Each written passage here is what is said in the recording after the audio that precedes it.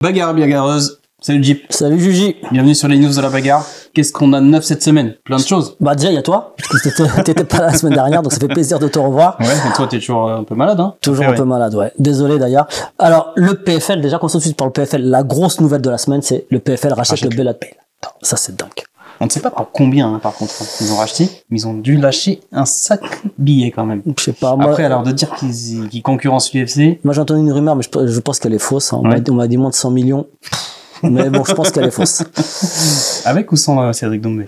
Avec ou sans Cédric Doumbé, exactement. Ouais, le Bellator. Là, ce qui est intéressant dans ce rachat-là, c'est qu'on va avoir des champs versus champs. Après, c'est champ PFL versus champ Bellator. Tout à fait. Mais déjà, tu vois, ça permet déjà de, voilà, il y a un petit engouement qui va être sympa aussi quand même. Bah, là aussi, ce qui est intéressant, c'est le nombre d'événements, parce on sait qu'il y avait le PFL Europe Series, et le PFL, il y a le tournoi, ils ont la ligue saison. Donc c'est intéressant en termes de compétition, en termes de format proposé. Je pense que là, en plus avec le Bellator, ils vont avoir un roster assez conséquent. C'est ça. Et surtout, ça risque d'attirer, tu vois, aujourd'hui, entre guillemets, tous les jeunes combattants les prospects, les futurs grandes stars veulent toujours aller à l'UFC.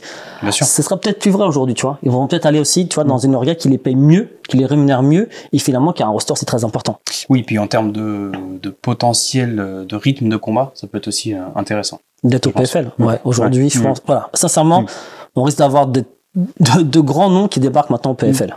Ouais, ça change la donne de l'orga, de type UFC ou. Et en plus, au PFL, tu peux faire de la boxe. C'est important. Et pourquoi on vous parle de boxe?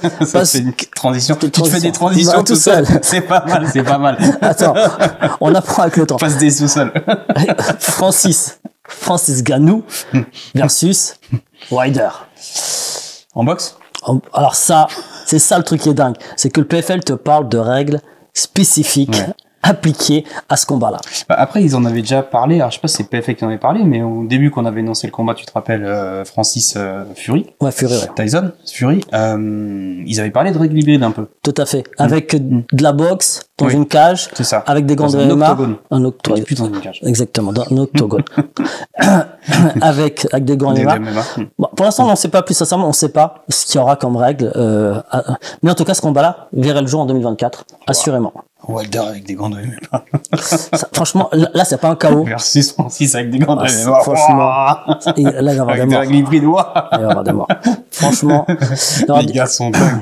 Mais ça te hype là. Ah ouais, là, ça te hype de dingue, tu vois. Il y a un autre combat aussi qui risque de te hyper. C'est Jack Paul versus Nate Diaz. Ok, Nate Diaz a refusé 10 millions. Mais va-t-il refuser les 15 millions que le PFL là vient de surenchérir? Refuser, ça veut dire qu'il surenchérit, quoi. Ouais. Bah, 15 en boxe, encore? C'est ce qui paraît. Moi, je veux voir du MMA. Je veux voir du Jake Paul qui se prend une soumission, tu vois. Par Nate Diaz. Par Nate Diaz, tu vois. Il prend un petit étranglement arrière. Je pense qu'il ferait du sale. Je pense pas, tu vois, qu'il irait le soumettre directement. Après, Nate Diaz, c'est un fou. Il peut il peut se prendre des coups, faire durer le plaisir, peut terminer au sol, jouer un peu avec lui. Le kiff. Franchement, le kiff. Non, mais ouais, moi, je voulais voir MMA après. En tout cas, voilà, c'est ce qu'on nous annonce. On nous annonce aussi, pardon, excusez-moi. Doumbé aussi, qui risque aussi de combattre. En tout cas, lui, il aimerait bien avoir, qui risque de combattre en boxe, face à Nate Diaz. En tout cas, lui, la colotte Nate Diaz. Mais aujourd'hui, il aimerait bien aussi avoir Jack Paul. Non, ça se fait pas contre Nate. En tout cas, désolé, continue à nous suivre là-dessus. Avant que je meure, on va enchaîner sur les 15 millions qu'a reçu Teddy Riner, 15 millions de dollars à l'UFC. Ouais, alors ça aussi, pareil. Franchement, l'info à prendre avec des méga pincettes. Je vois pas d'où Dana sortirait le chéquier pour Teddy Riner, qui a aucun buzz, je pense, aux États-Unis. Il y a les JO qui arrivent en France, donc il est très très connu en France. C'est un des athlètes les plus suivis, les plus reconnus mondialement. En tout cas, en judo. En tout cas, l'info, elle a été reprise par RMC, par Eurosport. Et tu vois, c'est-à-dire qu'il y a quand même des gros médias qui l'ont repris. Donc, est-ce qu'ils ont mis du conditionnel ou est-ce que non, il n'y a pas de conditionnel. En tout cas, Teddy aurait dit non à la proposition parce qu'aujourd'hui, ce qui l'intéresse, c'est d'aller chercher cette 3e médaille d'or au JO qui se déroule en 2024 à Paris. Mais après les JO, qu'est-ce qui se passe? Je sais pas, il aura quel âge combattre à l'UFC? Quelques mois de plus, c'est tout. Non, en poids lourd. Limite de poids 120. Il a combien, Teddy là? Ouais, il doit être à Un peu plus. Lorsqu'il combat pas, il est à 150, 160. Non, mais quand il combat. 130, ouais, 130, je pense. Quand tu combats pas. Toi aussi, t'es à 160 quand tu combats. Non. Un peu plus. Mais voilà. En tout cas, sur l'UFC, si on parle de poids lourd toujours, on a Fernando Lopez qui nous a annoncé le retour de Cyril Gane au mois de mars. Et là, coïnciderait, qui alimenterait un peu plus. Mettre du charbon dans la locomotive, comme tu dis, par chez toi. D'un UFC qui reviendrait dès le mois de mars à Paris. En France. En France. Parce qu'on nous parle aussi du Sud. En France. En tout cas, cette rumeur prend de plus en plus d'ampleur. Et donc, et il y a un autre combattant qu'on risquerait aussi de voir en mois de mars arriver, c'est Taylor Lapillus. Taylor Lapillus, il combat en janvier. Ouais. Et après en mois de mars. En France. Ouais. C'est vrai qu'il n'a pas été très actif cette dernière. Ça, je vous l'annonce tout de suite. C'est une rumeur de là que je viens de lancer tout seul. Je fais comme les autres, je lance des rumeurs aussi. Non, soyons plus sérieux. Ouais, il combat donc au mois de janvier. Mois de mars, c'est une rumeur lancée maintenant. Donc les gars, c'était une blague au cas où. Mais ouais, en tout cas, on espère en tout cas que ce UFC du mois de mars soit vraiment en France et franchement, ça serait une tuerie. Parlons du UFC, Nassourdine. Ouais, est-ce que ce serait un UFC numéroté ou avec une vraie carte, une vraie hype? Bref, vas-y, on s'enflamme. Nassourdine qui affronte Roman Dolidze le 2 décembre. Ce qui est intéressant, c'est le 3 février. D'accord. Déjà. N'importe quoi. 3 février, parce que le 2 décembre, on va expliquer pourquoi après, parce qu'il y a plein de choses qui se passent le 2 décembre. Le 3 février, et surtout, ce qui est intéressant là, c'est qu'il est en main event. Ouais. On va sortir quelques exclus de la bagarre. On sait que Nassourdine aujourd'hui, vous le savez déjà, n'est plus au MMA Factory. Il s'entraîne essentiellement au Venom. Ouais. Il s'entraîne. Ce qui est intéressant, c'est aussi savoir qui sont ses coachs. Avec qui en striking. Et ça, c'est super intéressant. Il y a un coach de boxe qui est pas... Pardon? Boxe thaï ou boxe anglaise? Boxe anglaise, on commence par boxe anglaise. Qui est le coach de Bakary Samaki. Ce qui n'est pas n'importe qui. Et il y a aussi le coach de boxe thaï, qui est Rodrigo Alamos. Donc, du très lourd en pied-point et en boxe. Donc, ça veut dire que le garçon se prépare vraiment au striking. Après, Dolly, c'est un client, quand même. Oui, bah oui, de toute façon. Après, au niveau où il est, de toute façon, Nassourdine, après, ça fait longtemps qu'il n'a pas combattu. Si tu veux entrer dans le top 10 aujourd'hui, oui, bien sûr. Il n'y a plus le temps.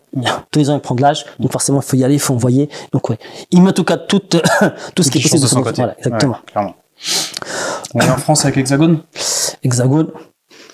Là, ce qui est intéressant, restons sur Nassourdine d'ailleurs, sur Hexagone. Pourquoi on parle de Nassourdine? Parce qu'on sait qu'un garçon comme Ibra TV, voilà, on va faire simple, pour que tout le monde sache ce qu'il est, va arriver à Hexagone, il va combattre enfin en MMA, et il met lui aussi toutes les chances de son côté. Il s'entraîne avec Mathieu Leto, et avec, justement, Nassourdine en lutte.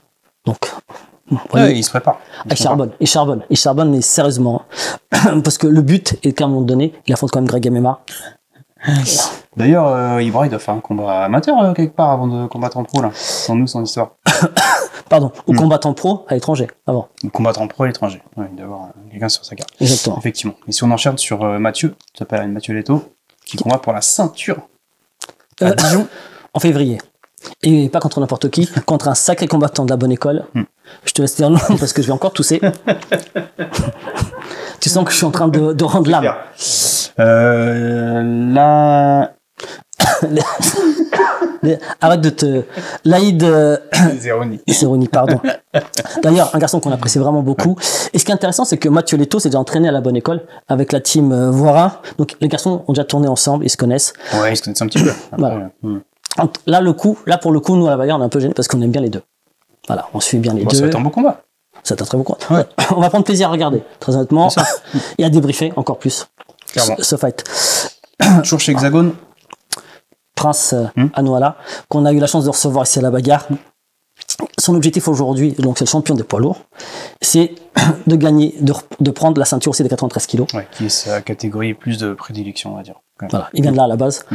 Et il nous a dit clairement, peu importe qui est mis en face, bien sûr, moi je vais la chercher. Ouais. Et on lui a dit, et c'est Greg MMA, il me dit, c'est Greg MMA, il n'y a pas de souci, s'il veut, je suis là, mais ce serait cool de le faire apparaître dans ce cas-là. Et il a raison.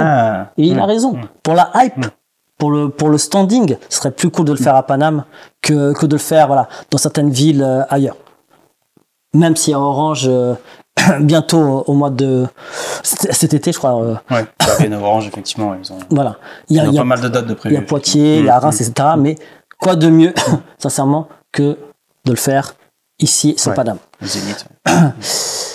Il y a Maïdine, Nassourdine. Nassourdine, n'importe quoi. Nordine, pardon. Nordine. Nordine Maïdine, là, tu es passé sur le Glory. Exactement. Qui combat le 23 décembre. Et là, ce sera pour le Grand Prix, avec un petit chèque de 500 000.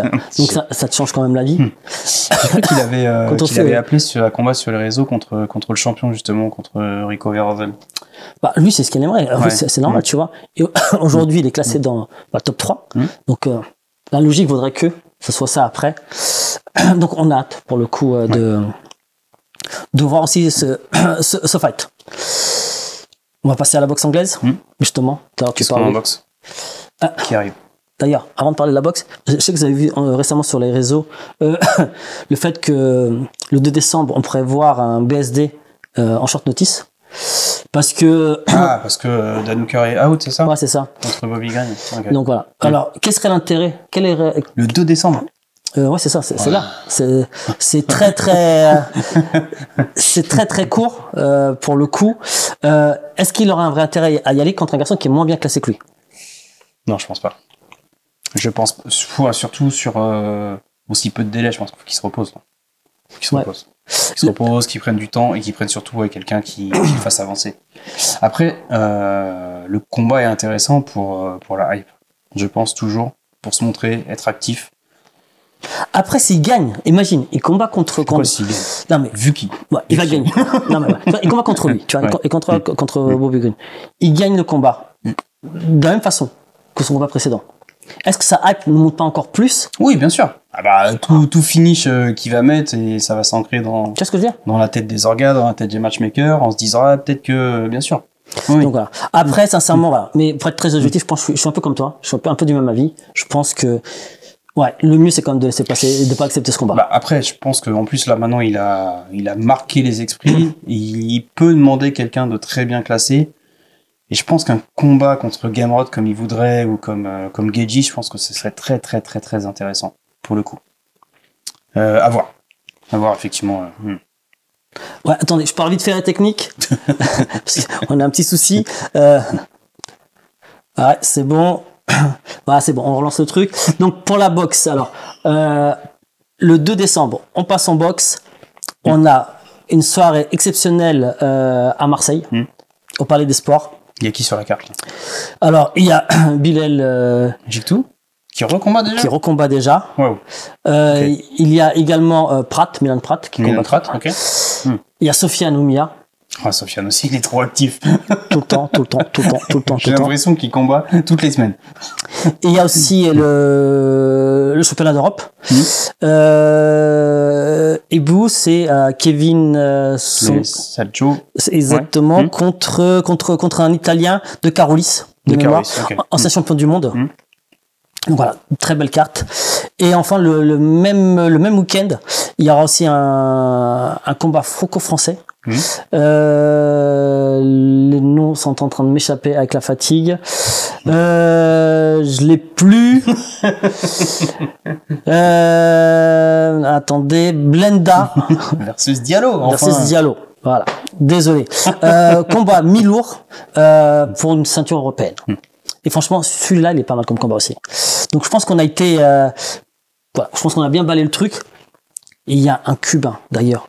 Non, mais sans déconner. Il y a un Cubain qui va combattre pareil, à la soirée de Marseille, le 2 décembre.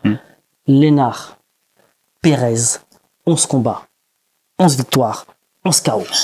Franchement. À voir, quoi. À voir. Franchement, un phénomène à suivre. Ok. Ça marche. Tout ça, c'est noté. J'espère que vous avez bien noté tout ça. Et à bientôt pour une nouvelle news à la bagarre. Salut, Jim. Bonne soirée. Et va te coucher et va prendre du sirop, s'il te plaît.